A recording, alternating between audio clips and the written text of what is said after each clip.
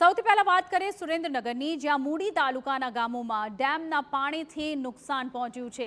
આ સાથે જ આપને જણાવી દઈએ, બ્રાહ્મણી ડેમ 1ના પાણી જે છે તે ફરી વળ્યા ખેતરો સરોવર બની ગયા છે અને ખેતરમાં પાણી ભરાતા ઊભા પાકને ભારે નુકસાન પહોંચ્યું છે।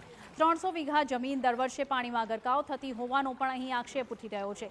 પાણીના નિકાલનો કાયમી ઉકેલ લાવવા ખેડૂતોની માંગણી સામે આવી છે।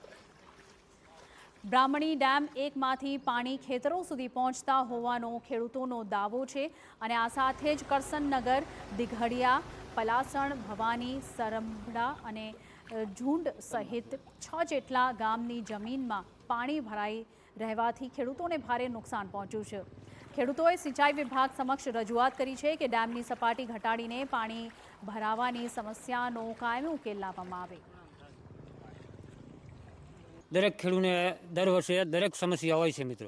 તો આ જે જમીન છે તે આ બ્રાહ્મણી ડેમ આવેલું છે અને હળવદ તાલુકાનું બ્રાહ્મણી ડેમ છે।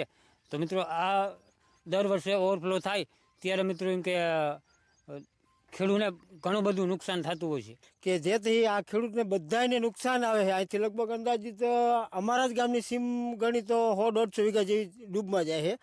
જેથી ઓવરફ્લો થાય તેથી આટલા ખેડૂતને હાવ નવરા કરી નાખે।